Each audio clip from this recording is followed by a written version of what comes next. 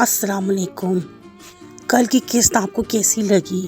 کل آپ نے دیکھا کہ کس طریقے سے سرفراز نے چلی کو دیکھ کر برا سا منہ بنایا۔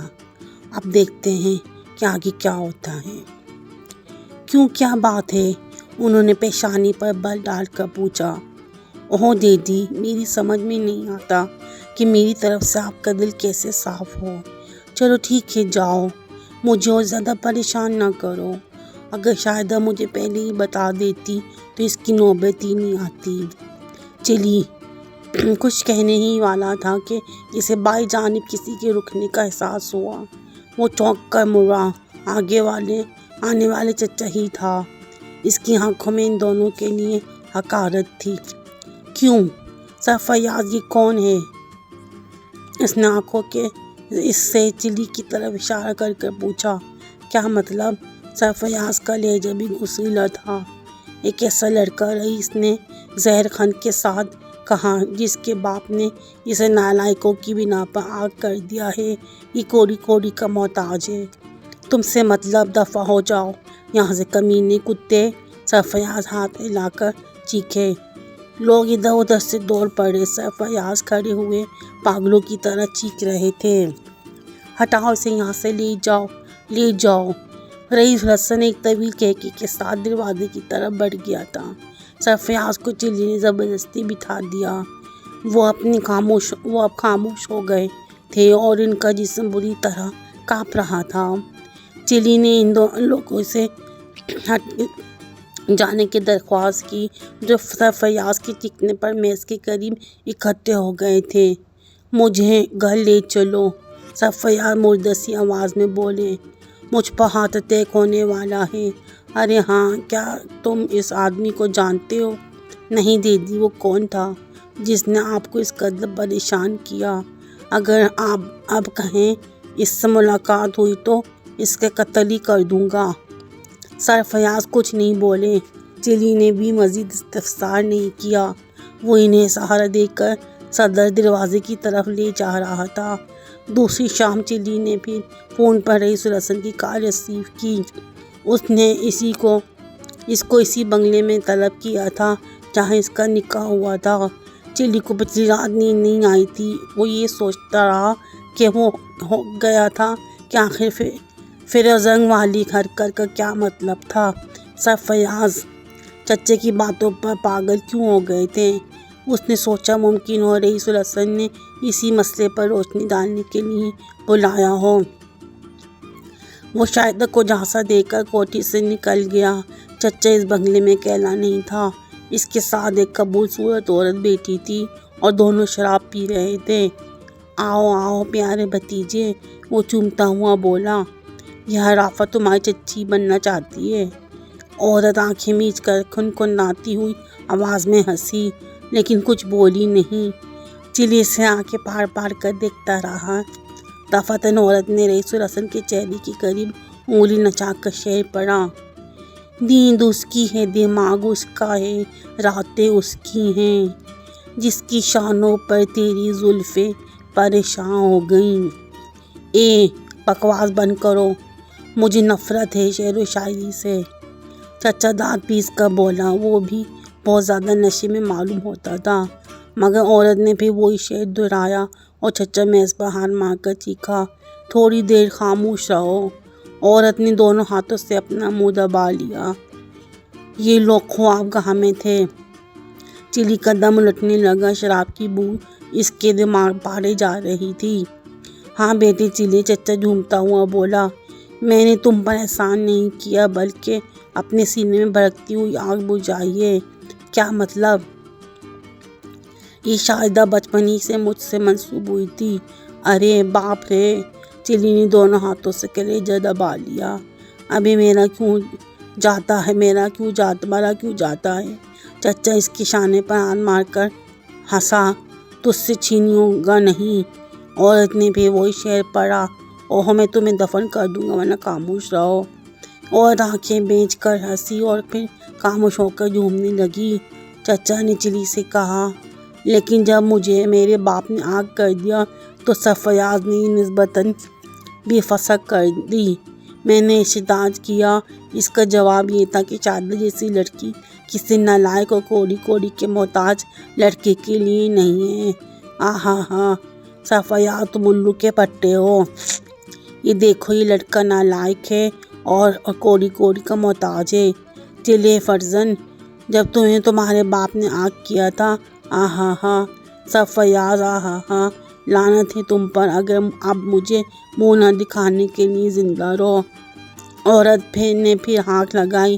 نیند اس کی ہے، دماغ اس کا ہے، راتیں اس کی ہیں، جس کی شانے پر تیری زلفیں پریشان ہو گئیں۔ ارے تمہیں خدا غارت کرے۔ چچا نے اپنے کانوں میں انگلیاں ٹھونس لیں اور دیکھے کا لگا کر خاموش ہو گئی۔ مگر شاہدہ کو تم سے محبت تو نہیں تھی؟ چلی نے کہا۔ مجھے بھی نہیں تھی، لیکن خواہش تھی کہ اس سے شادی ہو جاتی۔ اب میرے لیے کیا حکم ہے، کوٹھی ہی میں رہوں یا ہاسٹل چلا جاؤں؟ اب ہاسٹل میں آ کے کیا کرو گے؟ مزے کرو، راوی عیش ہی عیش رکھتا ہے۔ اگر اب بھی کوئی داؤ بیچ باقی ہو تو خدا کے لیے مجھے ابھی سے بتا دو۔ چچا میں اپنے شاہدہ کے بغیر نہیں رہ سکتا۔ آہا ہا، چچا نے چھت شگاف کہکا لگا کر کہا۔ ابے چلے، میں کیا تجھ سے چھین لوں گا؟ اسے یہ خیال دل سے نکال دیں۔ شاہدہ تیری اور تیری ہی رہے گی۔ اور شاید بور ہونے پر تڑپتی بیٹھی تھی، اس نے پھر وہی شعر پڑھ دیا اور چچا اٹھتا ہوا چلی سے بولا، ذرا 5 منٹ کے لیے میرے ساتھ آؤ۔ چلی اٹھ کر اس کے ساتھ باہر لان میں آیا۔ یہاں چچا نے ایک جانب جاریوں میں سے ہاتھ ڈال کر ایک بڑا رستہ نکالا اور چلی کو اپنے پیچھے آنے کا اشارہ کر کے پھر عمارت میں گھس گیا۔ وہ عورت باقاعدہ وہی شعر گنگنانے لگی تھی۔ دفعتاً چچا اس پر ٹوٹ پڑا اور اسے بولنے کی مہلت نہ دی۔ دوسرے ہی لمحے میں وہ کمرے کے فرش پر تھی اور چچا اس کے ہاتھ پیر باندھ رہا تھا۔ عورت اس طرح ہنس رہی تھی جیسے اس کے ساتھ کوئی بہت دلچسپ قسم کا مذاق کیا جا رہا ہو۔ یہ کیا کر رہے ہو چچا؟ چلی بکرا کر پوچھا۔ میں اس شعر کا مطلب سمجھاؤں گا تو فکر نہ کرو۔ اس گدھے کو آج کل فکر ہونے کا ہوش ہے، چلی نے ناپتے ہوئے کہا۔ اب اس چھت سے لٹکانے میں میری مدد کرو اسے۔ اے چلی، ہنسو تو نہیں ورنہ میں تمہیں قتل کے لیے یہیں دفن کر دوں گا۔ چچا کا لہجہ خوفناک تھا اور جو بہت نشے میں تھی وہ اب غافل ہو گئی، اس لیے اسے چھت سے الٹی لٹکانے میں کوئی دشواری پیش نہیں آئی۔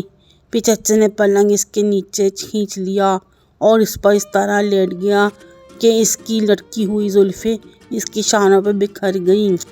تب اس نے پیروں سے اسے سینے تک چادر کھینچتے ہوئے بھرائیوں آواز میں یہ شعر پڑھا۔ نیند اس کی ہے، دماغ اس کا ہے، راتیں اس کی ہیں، جس کی شانے پر تیری زلفیں پریشان ہو گئی۔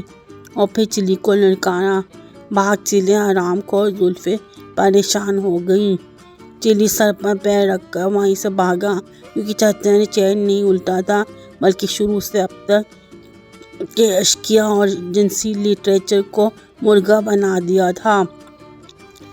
شاہدہ بہت جلدی بور ہو گئی تھی۔ 10-15 دن بعد ہی اسے محسوس ہونے لگا کہ جیسے چلی معمولی سے بھی کم ترین قسم کا آدمی ہو، یعنی چھینکتا بھی تھا اور چھینک آنے سے پہلے طرح طرح کے منہ بھی بناتا تھا اور چھینک کے اختتام پر کچھ طرح بکرا کر الحمدللہ کہتا تھا کہ اگر نہ کہا تو کوئی جھاڑ رسید کر دے گا۔ ایک دن بے حد اکتا کر شاہدہ نے پوچھا، یہ تم کالج کیوں چھوڑ دیا؟ اب کالج جا کر کیا کروں گا؟ کیوں اب کیوں نہیں جاؤ گے؟ شاہدہ شادی ہو گئی تو؟ اچھا تو پھر اب پڑھ لکھ کر کیا کروں گا؟ دماغ تو نہیں چل گیا؟ کیسی باتیں کر رہے ہو؟ میں کیا جانوں، والدہ صاحبہ نے بچپن میں کہا کرتی تھی کہ ارے کمبخت پڑھے گا نہیں تو شادی کیسے ہوگی؟ اب ہو گئی نا، لہٰذا پڑھنے کا کیا فائدہ؟ اول درجے کے بیک ورڈ لوگ معلوم ہوتے ہو۔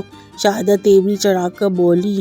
خواہ مخواہ پرنس مشہور ہو کر رکھ دیا ہے اب اپنے آپ کو، کنویں کے مینڈک ہو تم، چلی جھنجھلا کر بولا۔ میں نے تو اسے ایسے دیکھے ہیں جو اپنا نام تک نہیں لکھ سکتے اور بغیر بیگنوں کے علاوہ اور کچھ بھی نہیں ہضم کر سکتے۔ فضول باتیں مت کرو، ڈیڈی کہہ رہے تھے کہ اب تمہیں کالج جانا چاہیے۔ ڈیڈی کو کیا پتا کہ وہاں نامحرم لڑکیاں مجھے کس طرح گھورا کرتی ہیں۔ چلی نے شرما کر کہا اور شاہدہ اسے حیرت سے دیکھنے لگی۔ تو پھر تم نے وہاں داخلہ کیوں لیا تھا؟ اس نے بالآخر پوچھا۔ میں کیا کرتا، ابا حضور جان کو آ گئے تھے، کہنے لگے سائیکالوجی تجھے ضرور پڑھنی چاہیے، پڑھے گی چاہے ہم جماعت چڑیلے ہی کیوں نہ ہوں۔ اور کمبخت منشی نے کہا تھا یہ کنور جی لڑکیاں زبردستی آپ کی گود میں تھوڑی بیٹھ جائیں گی۔ منشی نے ٹھیک ہے تو کہا تھا۔ شاہدہ نے غصیلی آواز میں کہا۔ ہائے تو اب تم بھی یہی کہو گی؟ چلی کہہ رہا۔ اپنے نظریے نیچے نظریں رکھو، یہ بھی کر کے دیکھ چکا ہوں۔ اشا شو کرتی ہیں۔ کچھ بھی ہو تمہیں کالج جانا پڑے گا۔ اور دوسری بات بھی ہے۔ وہ کیا ہے؟ شاہدہ آنکھیں نکال کر بولی۔ تمہاری جدائی پل بھر کے لیے بھی گوارا نہیں۔ سڑی بوسی باتیں مت کرو۔ کسی رومانوی ناول سے رٹا تھا یہ جملہ، میں سوچ بھی نہیں سکتا تھا۔ کیا نہیں سوچ سکتے تھے کہ تم اتنی کٹور ہو جاؤ گی؟ تمہیں کالج جانا پڑے گا۔ چلی بسور کر رہ گیا۔ بات دراصل یہ تھی کہ ان دونوں شاہدہ کی کوٹھی پر شاہدہ کی کزنیں کی بھرمار رہتی تھی۔ ایک سی ایک حدار گلدار چہچہوں اور قہقہوں کے درمیان چلی تختہ مشق بنا رہتا تھا۔ ہو سکتا ہے کہ یہ ادا شاہدہ کو نابھائی ہو۔ بہرحال اسے دوسرے دن کالج جانا پڑا تھا۔ چچا سے مٹبھیڑ ہوئی لیکن اس نے اس کی طرف آنکھ اٹھا کر دیکھا تک نہیں۔ ایسی بھی کیا مربع تھی چچا، چلی نے حیرت سے کہا تھا، لیکن وہ آگے بڑھا چلا گیا۔ چلی اپنا سمول لے کر رہ گیا۔ دوسروں نے البتہ چلی کو گھیر لیا تھا۔ کہو بیٹا کیسی گزر رہی ہے؟ کسی نے سوال کیا۔ اللہ کا شکر ہے، بہت گہرا نکلا، دوسرا بولا۔ کوئی چکر ہو گیا ہوگا، تیسرے نے بائیں آنکھ دبا کر کہا۔ کیوں استاد؟ کیا مطلب؟ چلی نے آنکھیں نکالی۔ یہی کہ ایسی چٹپٹ شادی ہوتی نہیں دیکھی۔ کتنے دن چلا تھا رومانس؟ خدا سے ڈرو، میں کوئی بدمعاش ہوں؟ چلی کھسیانی ہنسی کے ساتھ بولا۔ نہیں، تم تو اللہ میاں کی گائے ہو، بدمعاشی اسی نے کی ہوگی۔ اسے خبردار تمیز سے۔ چلی کو یکبار غصہ آ گیا۔ وہ سب کہکے لگاتے ہوئے آگے بڑھ گئے۔ پھر کلاسز میں بھی استاد نے بھی فقرے چسپ کیے تھے۔ لڑکیاں اسے دیکھ کر ہنستی تھیں۔ اور پھر وہ شادی بھی تو ایسی ہوئی تھی کہ پورے شہر کو خبر ہو گئی تھی۔ بھلا کالج میں اس کی شہرت کیوں نہ ہوتی؟ جدھر سے بھی گزرتا انگلیاں اٹھنے لگیں۔ وہ ایسا بور ہوا کہ دوسرے دن کالج جانے کے بجائے شاہدہ کی ایک کزن کے گھر جا پہنچا، وہی جو اسے بہت زیادہ چھیڑتی تھی۔ ناہید اس کا نام تھا۔ بڑی چلبلی اور زار خیال لڑکی تھی، خوش شکل بھی تھی، ہنستی تھی اور گالوں پر گہرے پڑتے تھے۔ اور چلی کے دل ناصبور میں گدگدیاں سے ہونے لگتی تھیں۔ ہیلو شہزادے، وہ اسے دیکھ کر چہتی۔ چیل کے پنجے سے کیسی رہا ہوئے۔ چیل چلی ہکلایا۔ ارے تمہیں حیرت ہوئی کیا؟ تمہیں نہیں جانتے کہ نوجوان اعضاء میں وہ چیل کہلاتی ہے؟ مجھے نہیں معلوم تھا۔ مجھے اس پر حیرت ہے کہ تم پر وہ کیسے جھپٹا مار سکی۔ میری سمجھ میں کچھ بھی نہیں آ رہا۔ وہ اتنی چڑچڑی اور بددماغ ہے کہ کوئی لڑکا اس کی طرف رخ ہی نہیں کرتا تھا۔ نہیں چڑچڑی تو نہیں ہے تو پھر یک بیک اس کا دماغ کیوں خراب ہو گیا ہوگا؟ یقین کرو کہ تمہاری کوئی بات میری سمجھ میں نہیں آ رہی۔ واقعی تم بہت بھولے ہو۔ نہ جانے کیوں چلی کا دل ابھر آیا تھا اس جملے پر۔ آنکھیں ڈبڈبائیں اور ناہید تڑپ کر بولی، نہیں خدا کے لیے رو نہ دینا، میں مردوں کے آنسو برداشت نہیں کر سکتی۔ تمہارا دل دکھا ہو تو معاف کر دو۔ اس نے آگے بڑھ کر چلی کے شانے پر ہاتھ رکھ دیا۔ اس نے سچ مچ دونوں ہاتھوں سے منہ چھپایا اور ہچ کر رونے لگا۔ ناہید بکرا گئی۔ ارے یوں بھی کیا بھائی، معاف کر دو، اب جو بھی کچھ کہا ہے۔ ارے اتفاق سے آس پاس کوئی تیسرا موجود نہیں تھا، اس لیے بات آگے نہ بڑھ سکی اور چلی نے بھی خود پر قابو پانے کی کوششیں شروع کر دی تھی۔ اس کی تو سمجھ میں بھی نہیں آ سکا کہ اچانک اس طرح رو کیوں پڑا۔ اس کے پرسکون ہو جانے پر ناہید بول رہی تھی، مجھے تمہارے دکھ کا پورا احساس ہے۔ چلی سر جھکائے بیٹھا رہا، اس کی سمجھ میں نہیں آ رہا تھا کہ خود کیا بولے۔ ٹھہرو، میں تمہارے لیے مالٹو کا رس لاتی ہوں، ناہید نے کہا اور وہاں سے چلی گئی۔ ادھر چلی کے دل چاہ رہا تھا کہ جوتے اتارے اور اپنا سر پیٹ ڈالے۔ آخر کیوں رویا تھا؟ اب یہ بات بھی پھیلے گی، شاید در تک پہنچے گی تو کیا ہوگا؟ کیا بتائے گا اسے کیوں رویا تھا؟ اس کے پری چہرہ کزن کے سامنے۔ تھوڑی دیر بعد مالٹو کا رس کا گلاس لیے ہوئے واپس آ گئی۔ 15-20 منٹ سوچتے رہنے کے بعد چلی نے کہا تھا، خدا کے لیے اس کا ذکر کسی سے نہ کرنا۔ اچھا، میں بہت دکھی آدمی ہوں، میرا ابھی بھی یہی خیال تھا، ناہید ممنون لہجے میں بولی۔ تمہارا یہ احسان ہمیشہ یاد رکھوں گا کہ تم نے کسی سے اس کا ذکر نہیں کیا۔ ارے ایسی بھی کیا بات ہے، لیکن اگر تم چاہو تو مجھے دیکھ اپنا دکھ درد بیان کر سکتے ہو۔ مجھے اپنے ہی ہمدرد سمجھو، کیونکہ یہاں اس شہر میں تمہارا اپنا کوئی نہیں ہے۔ چلی نے ممنون آنکھوں سے اس کی طرف دیکھا اور پھر سر جھکا لیا۔ وہ سوچ رہا تھا کہ اگر شادی کی بجائے اسی ہمدرد لڑکی سے شادی ہو جاتی تو کیا رشتہ، لیکن اس کی سمجھ میں نہ آ سکا کہ اپنا کون سا دکھ بیان کرے، اس کی مزید ہمدردیاں حاصل کر لیں۔ میں کہتی ہوں کہ دل کا بوجھ ہلکا کر لو، ناہید بولی، اپنا دکھ مجھ سے بیان کرو، بڑی تسکین محسوس کرو گے۔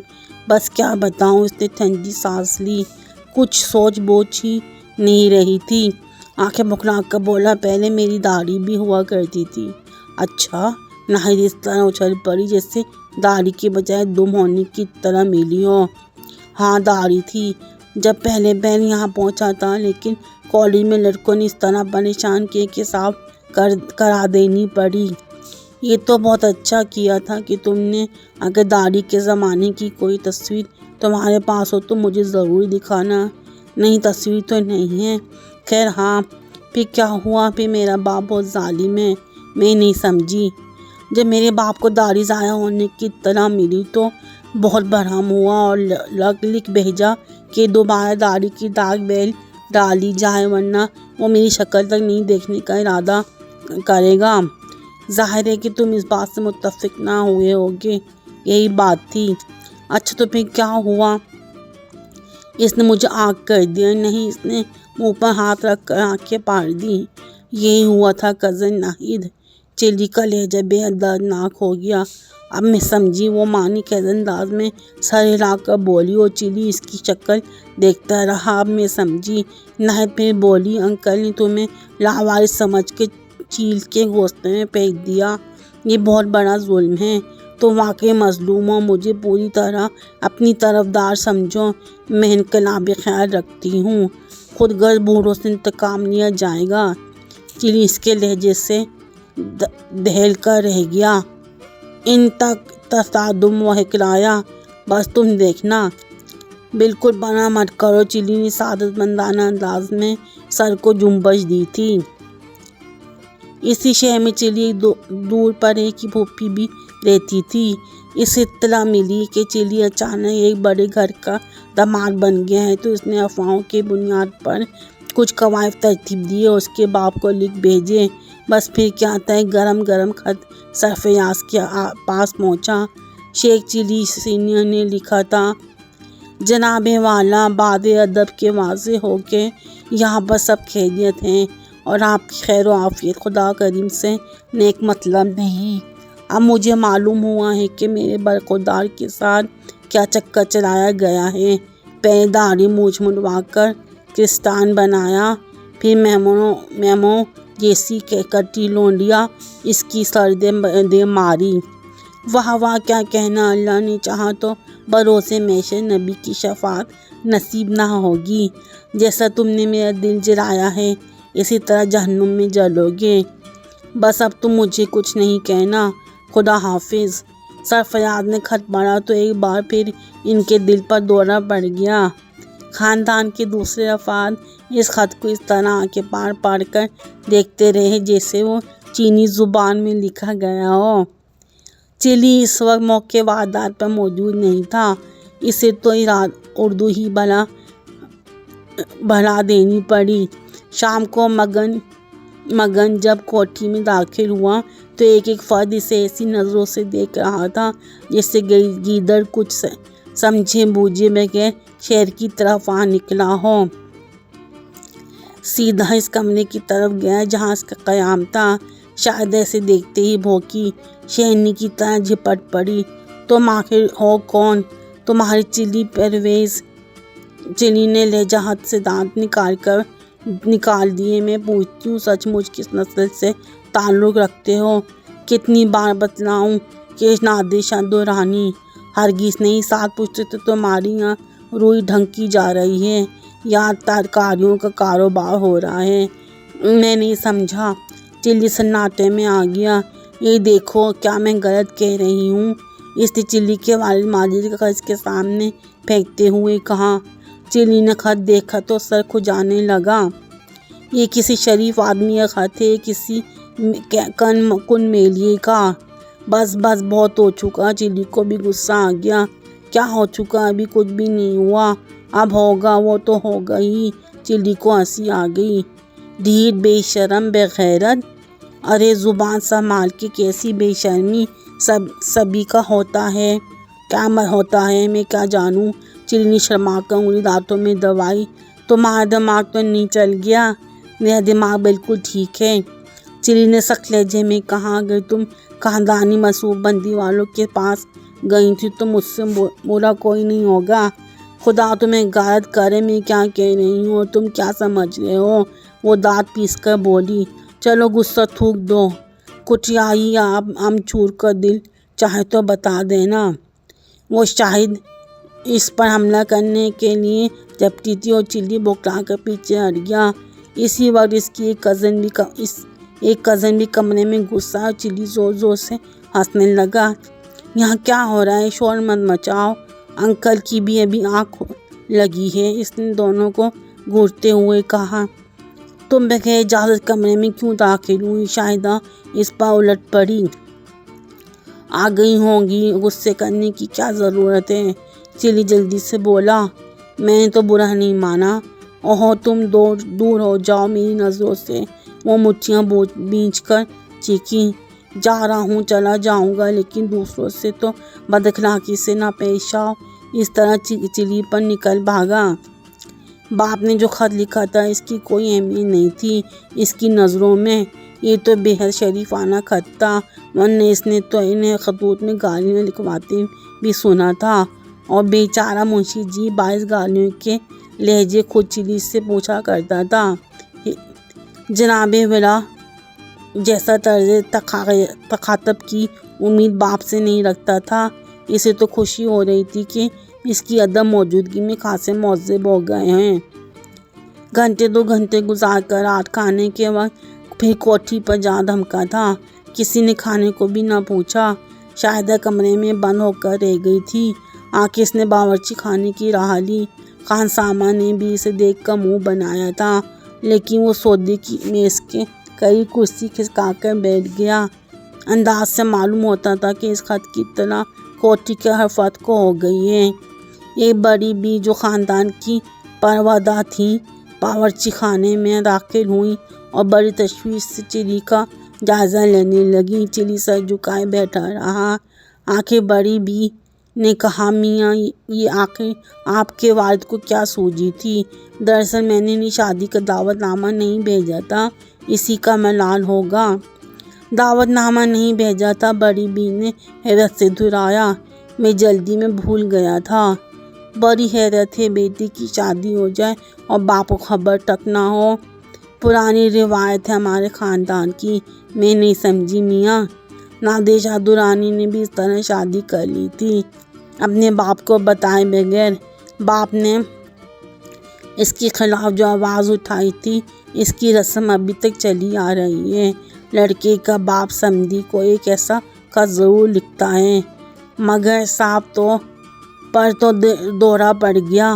انہیں ہمارے خاندانی روایت کا علم نہیں ہے تو پہلے سے آگاہ کر دینا تھا میاں۔ بس بھول گیا تھا۔ خانسامہ کھانا لگاؤ، یہیں کھائیں گے۔ تو میاں اب یہ بات آپ کو کیسے سمجھائی جائے، ان کی حالت تو بہت خراب ہو گئی ہے، اور خط میں تو لکھا تھا کہ انہوں نے آپ کو آگ کر دیا ہے۔ نادر شاہ درانی کے باپ بھی انہیں عارضی طور پر آگ کر دیا تھا، لیکن وہ جھلا کر ہندوستان پر حملہ کر بیٹھے تھے اور باپ کو لکھ بھیجا تھا کہ میں نے آپ کو بالائے طاق کیا۔ وہ تو ٹھیک ہے، لیکن صاحب کو کیسے سمجھایا جائے؟ فکر کیوں کرتی ہیں، سب ٹھیک ہو جائے گا۔ میاں تم جانو میں تو سب کی خیر خواہ ہوں۔ خانسامہ نے الٹا سیدھا کھانا میز پر لگا دیا تھا اور چلی زہر مار کرنے لگا تھا۔ اتنے میں خانسامہ کو مزید پوچھ گچھ کی سوجھ گئی۔ تو صاحب یہ نادر شاہ صاحب کون تھے؟ مجھے یاد نہیں، لمبا سلسلہ ہے، میرے باپ نے نوٹ کر رکھا تھا، چلی نے جواب دیا۔ آخر ہندوستان پر حملہ کی کیا ضرورت تھی؟ ناراضگی باپ سے تھی، ہندوستان نے ان کا کیا بگاڑا تھا؟ تم کیا جانو، شاہنواز سلف اپنے گھریلو غصہ ہندوستان پر ہی اتارا کرتے تھے۔ شاہدہ بی بی کو پورے 1 ماہ بعد غصہ آیا ہے۔ عورتوں کی دال نہیں گلتی، وہ کسی کا کچھ نہیں بگاڑ سکتی، خدا کے لیے دور ہی رہیے گا ان سے، خانسامہ نے رادہ لہجے میں کہا، اور ساری وزنی چیزیں کمرے سے ہٹا دیجیے گا۔ کیوں؟ وزنی چیز سے کہیں ان کی ہڈی ٹوٹ بھی سکتی ہے، غصے میں جو بھی ہاتھ آ جائے کھینچ مارتی ہیں۔ ارے نہیں، ایسا بھی نہیں، ایسا بھی کیا، آگاہ کر دیا ہے میں نے، میرا فرض تھا۔ خیر مچھلی کا 1 پیس اور دینا۔ کھانے سے فارغ ہو کر باورچی خانے سے نکلا تھا اور سرفراز کی طرف جانے کی کوششیں کی تھی، لیکن اسے روک دیا گیا۔ میری سمجھ میں نہیں آتا تھا کہ کیا کروں۔ وہ زچ ہو کر بولا، کسی کے پاس اس کا کوئی جواب نہیں تھا۔ آنکھیں جھنجھلا کر کوٹھی سے باہر نکل کھڑا ہوا اور کالج کے ہاسٹل کی راہ لی۔ چچا ہاسٹل میں موجود تھا، سیدھے اسی کمرے میں جا پہنچا جہاں اس کی موجودگی کی اطلاع ملی تھی۔ مزید قسط کے لیے آپ انتظار کریں۔ اگلی قسط میں دیکھتے ہیں کہ کیا سرفراز اس کی معاف کرتا ہے، سرفراز اس کے ساتھ آگے کیا کرتا ہے، شاہدہ کیا کرتی ہے، اور کیا رئیس الحسن اس کی مدد کرے گا۔ جانیے اگلی قسط میں۔ میرے چینل کو سبسکرائب کریں، لائک کا بٹن دبائیں، شیئر کریں، اور خوش رہیں آپ۔ اللہ حافظ۔